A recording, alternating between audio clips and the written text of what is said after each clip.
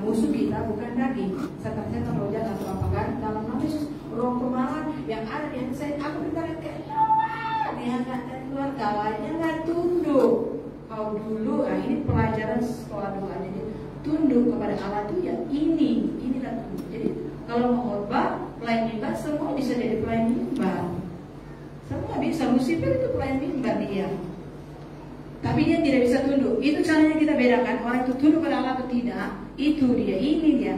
Bukan dia pandai, pintar. Bapak ini sudah ini saya SD aja nggak tahu. Itu nggak masalah, Tuhan nggak itu. Kita tunduk nggak kepada Allah dalam hal itu, tunduk kepada Allah. Kan kita harus melayani, mengajar dan memuridkan. Kita tidak bisa melayani, memuridkan, mengajar kalau kita sendiri nggak tunduk. Karena nanti roh yang ada di dalam kita sendiri yang akan melawan kita. Kau tidak taat sama firman, kau tidak taat sama otoritas, kau tidak taat sama Bapak Gembala, kau memberitakan Injil kepada dia sedangkan dia milikku. Di dalam dia semua ada setan RJ anak buahku. Kau mau suruh dia datang kepada terang Kristus. Jadi bukan, tidak ada kuasanya. Jadi kau tunduk kepada Allah itu salah satunya begini. Ya, jadi kalau saudara mau melayani, ya, saudara cek aja saudara bisa tunduk nggak kepada Bapak rohani. Kalau saudara tidak bisa tunduk kepada, jangan naik mimbar, nanti saudara diserang. Ya, harus tunduk. Karena malaikat mencatat, setan juga mencatat. Jadi dari hal-hal kecil seperti ini. Contohnya ada waktu KKR kan, ini pengkhotbah, dia panggil, coba dulu kamu maju ke depan.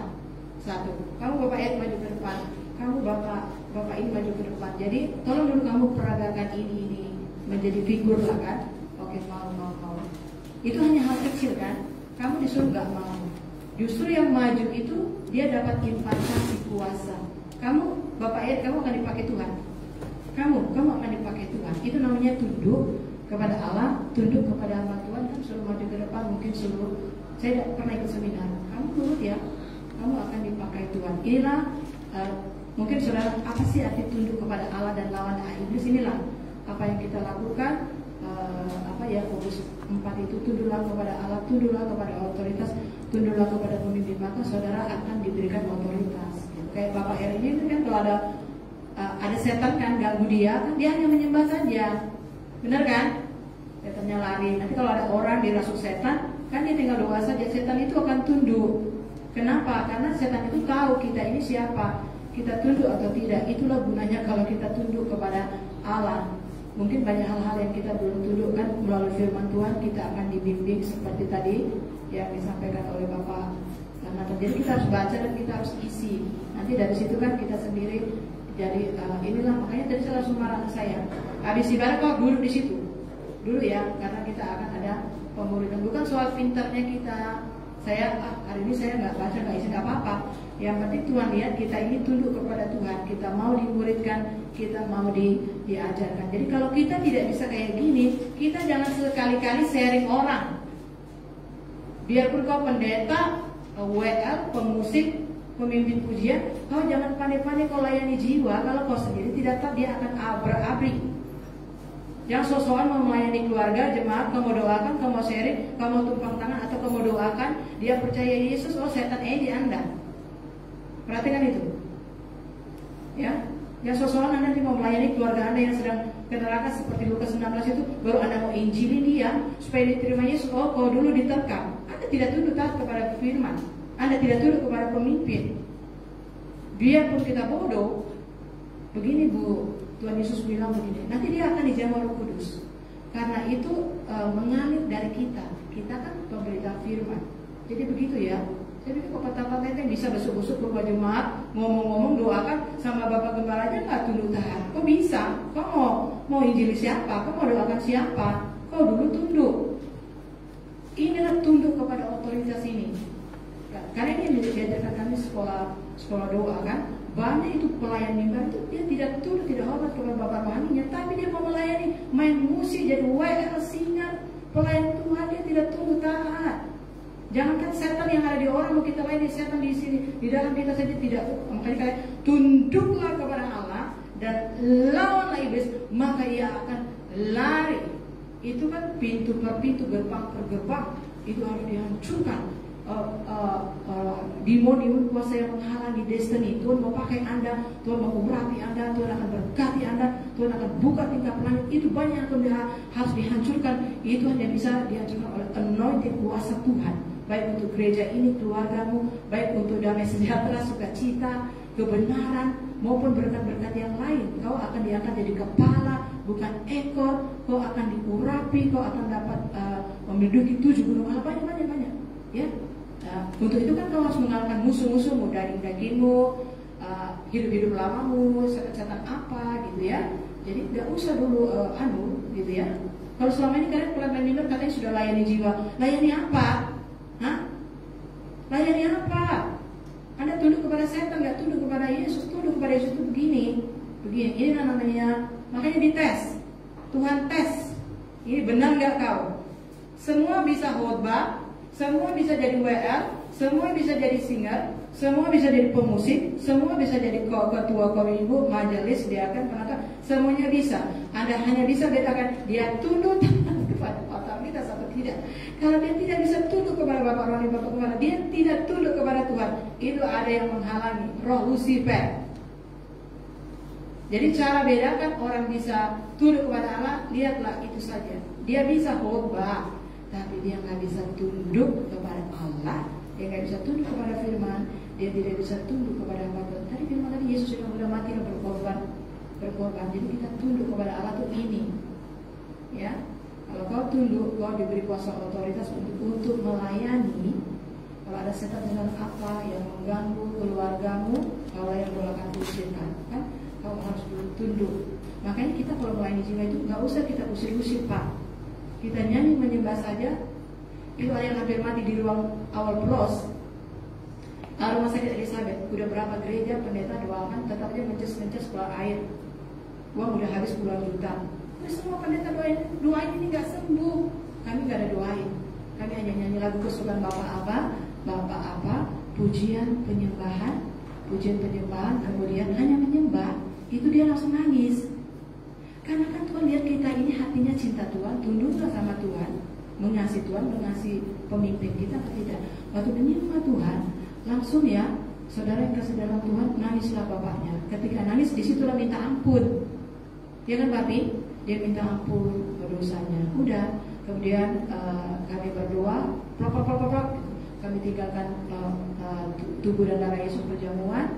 Dia udah berapa hari gak makan. Kami pulang, malamnya dia bangun, dia makan roti itu dari perjamuan dikasih, dan dia makan, dia langsung bangun. Jadi kami tidak ada musir-musir setan, kami hanya nyanyi lagu kesukaan dia di tengah ombak. Malah itu dia sembuh, setannya pergi, dia nggak mati. Berapa lama kemudian dia datang lagi ke sini, dia kasih kami amplop. Nggak usah kalau perempuan ke gereja orang. Jadi itulah otoritas kuasa Tuhan, nggak mati, dan dia nggak bangkrut. Semua sudah saya jual, tinggal satu rumah pasien akan saya jual, nggak usah Bapak jual. Karena dia udah keliling rumah sakit dan udah didoakan berapa gereja, semua pendeta udah doakan. Jadi bukan kami yang doakan, berarti Roh Kudus sendiri yang doakan. Kami hanya nyanyi dan dia bangun, makanya dia bisa datang ke sini. Itulah kalau kita tunduk taat, kan berarti kan kita bisa menolong orang kan. Dia nggak bangkrut kan, dia sehat. Bagaimana nanti kalau itu keluarga kita? Inilah gunanya kita jadi anak-anak Tuhan yang taat dan setia. Jadi karena yang lainnya belum siap, yang tadi saya preaching juga kan cuma sampai nomor 3. Ada lagi? Abang mau sampaikan? Ya coba, apa? Karena kalian paling baik udah berkali-kali kan. Kira-kira apa? Coba. Ya, kalau saya ya. Tentang ini ya, yang di Matius 6 ayat 33 nomor 4 ya. Okay. Tuhan Yesus menyatakan kepada kita untuk mencari dahulu kerajaan Allah. Nah, jadi yang kupelajari ini dari yang Bapak Nathan bilang ya, kita juga harus mencari kerajaan Allah. Amin. Jadi itu kenapa banyak orang Kristen itu sering jatuh dan juga sering tinggalin gereja, karena yang hal-hal yang paling utamanya itu mereka tidak utamakan yang nomor 1 itu adalah Tuhan. Jadi mengapa karena Tuhan? Karena mereka juga terlibat dalam hal dunia, bukan Tuhan. Contohnya seperti terlibat dalam keluarga, gosip, dan juga uang juga, Bang. Oh gitu, mengejar itu ya? Dia mengejar itu. Oke. Karena kita tidak tahu nanti apa yang akan terjadi pada mereka untuk masa kedepannya. Karena dari situ untuk kedepannya nanti itu akan membuat kita menjadi masalah bagi diri kita sendiri. Itu saja. Ya, makasih Bang ya. Ada lagi? Kemudian? Ya. Ya, Oke, saya juga ya apa yang disampaikan oleh Bang Kris maupun Pak Nathan tadi ya bahwa yang terutama mengutamakan Tuhan ya. Yes. Ya, karena tetap juga carilah dahulu kerajaan Allah dan kebenarannya, maka semua akan ditambahkan ya. Setiap kita pasti mau berkahnya ditambah-tambahkan, tapi berkat rohani dulu. Yang pertama berterima kasih ya buat Ibu yang kuat, Ibu Chandra dan Ibu ini ya, Ibu Pablo ya. Puji Tuhan punya hati yang baik ya. Sekalipun ada kesibukan tetap mau tunduk ya, tunduk kepada mengutamakan kerajaan Allah. Dan juga tadi sudah berani juga menyampaikan ya seperti Pak Nathan maupun Ibu Chandra dan Krisel. Dikatakan orang yang menyampaikan firman Tuhan itu kita hormati 2 kali lipat. Menghormati ya. Yang belum apakah enggak dihormati? Hormati. Yang penting kali sudah ada niat baik dulu ya. Niat baik untuk mengikuti modul GPPS ini. Itu niat baik kita hargai ya. Next nanti kan juga akan berbagi, kita akan hormati 2 kali lipat dan kita kagum gitu ya. Jadi tujuan pemuritan ini adalah supaya kita semuanya bisa untuk mengajar. Supaya kita juga diperlengkapi.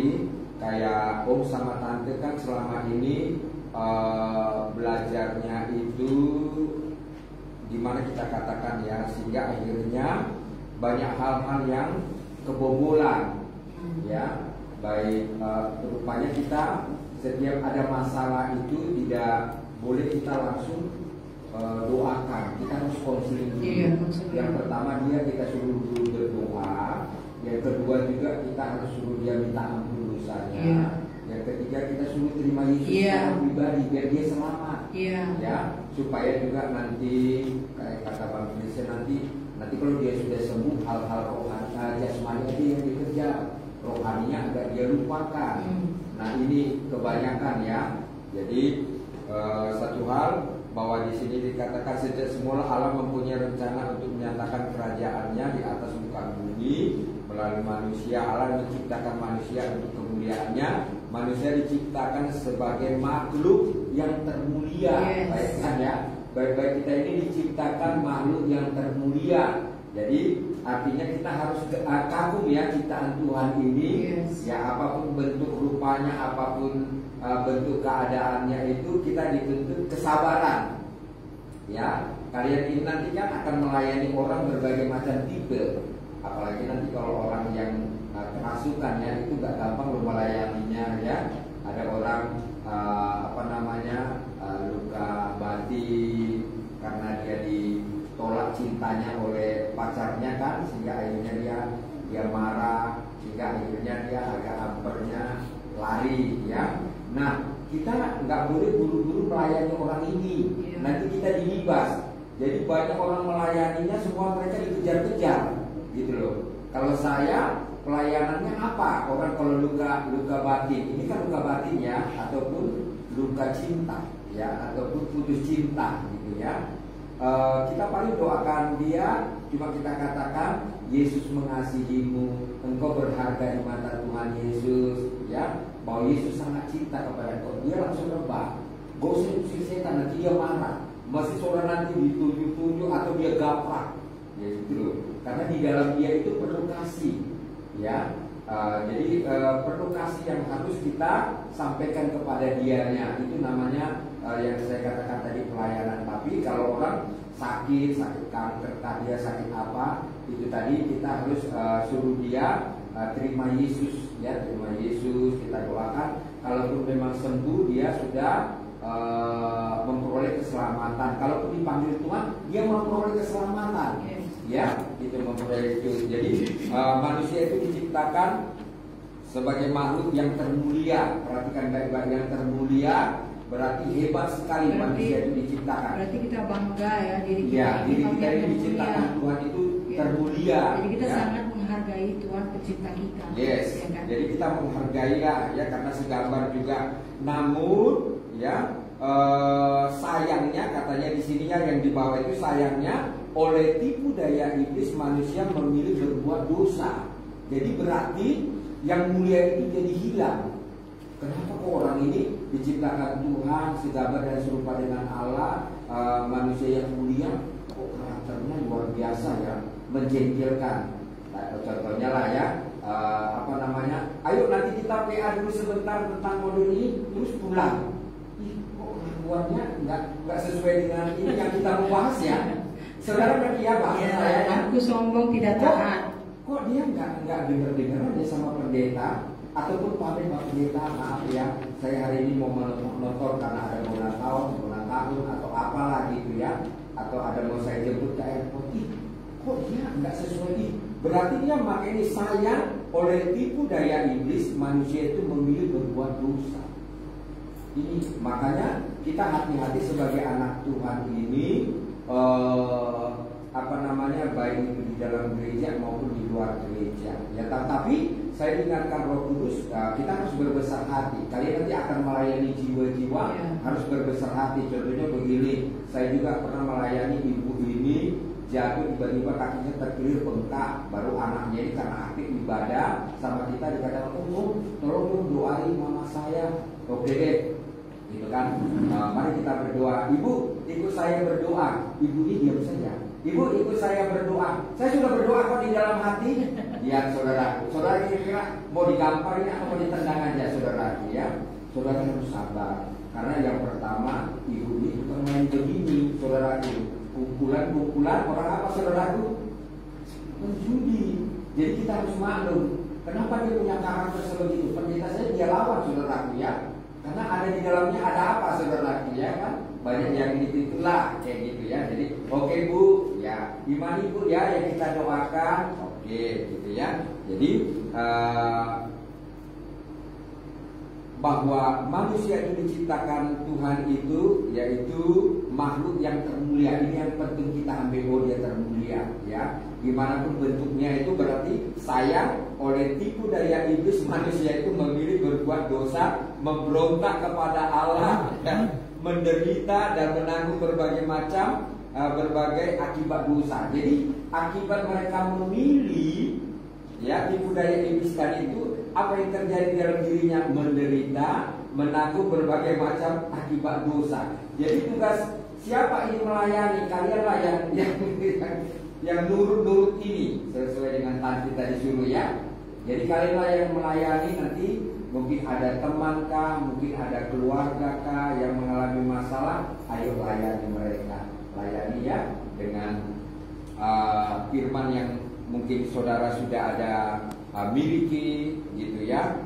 Bahkan juga perdamaikan mereka. Di sini dikatakan juga perdamaikan manusia itu kembali dengan alam ya, yang sudah tadi memilih. Jadi saudara bersyukur hari ini memilih Tuhan. Ya, itu saja dari saya. Oke, jadi kalau saya dan kaum muda kami sudah bahas, kami ibu juga kami sudah bahas yang halaman pertama ini, dan kemudian yang umum ini kita berarti sudah selesai. Nanti kita tinggal sambung lagi minggu depan di halaman yang dari B ya, rancangan Allah atas manusia. Saudara boleh baca firman, saudara boleh isi.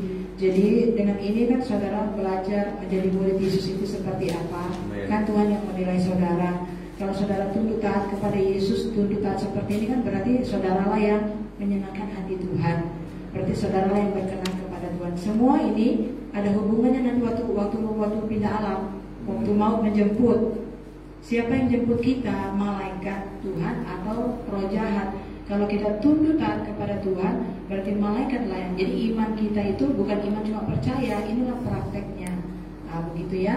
Jadi kan kita kan mau memuridkan orang, ya kan? Makanya kita tidak bisa kita sharingkan di luar modul PA kita. Begitu ya. Jadi saya berterima kasih, kan saudara lah pengkhotbah-pengkhotbahnya ya. Jadi inilah murid itu. Bukan kita bisa melayani, tapi kita mau tunduk taat kepada Tuhan melalui bapak-bapak rohani. Kan kalian nanti akan jadi bapak-bapak rohaninya kan?